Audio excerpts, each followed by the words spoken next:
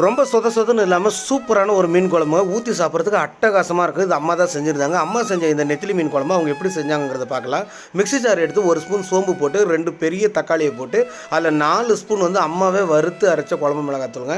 இந்த குழம்பு மிளகாத்தூள் நம்மக்கிட்ட கிடைக்கிதுன்னு உங்கள் எல்லாருக்குமே தெரியும். வேணுங்கிறவங்க ஆர்டர் பண்ணி வாங்கிக்கோங்க. எடுத்து வச்ச மசாலாவை அம்மா வந்து அம்மா மிக்சியில் அரைச்சி கொண்டு வந்து வச்சுக்கிட்டாங்க. அதுக்கப்புறம் பார்த்தீங்கன்னா மஞ்சட்டி அடுப்பில் வச்சு 4 ஸ்பூன் நல்லெண்ணெய் விட்டு ஒரே 1 ஸ்பூன் வெந்தயம் விட்டு கொஞ்சமாக சீரகம் போட்டு 2 கைப்பிடி வந்து சின்ன வெங்காயத்தை வெட்டி போட்டு ஒரு 10 பல்லு பூண்டை தட்டி போட்டு கருவேப்பிலை 2 கொத்து போட்டு நல்லா வதக்கினாங்க.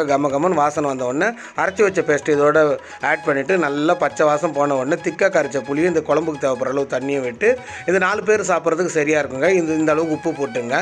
உப்பு போட்டு நல்லா கொச்ச உடனே நம்ம க்ளீன் பண்ணி வச்ச நெத்திலி மீனையும் இதோட ஆட் பண்ணி நல்லா கொதிக்க விடுங்க. 5 நிமிஷம் சிம்மில் வச்சுக்கிறா எண்ணெய் சூப்பராக பிரிஞ்சு வந்துடும். இந்த மிளகாத்தூள் வந்து குழம்பு மட்டும் இல்லைங்க, வறுவல் கூட அட்டகாசமாக இருக்கும். நான்வெஜ் மட்டும் இல்லைங்க, வெஜ்ஜு கூட சூப்பராக இருக்கும். ஸ்க்ரீனில் தெரியிற நம்பருக்கு ஆர்டர் பண்ணி வாங்கிக்கலாம்.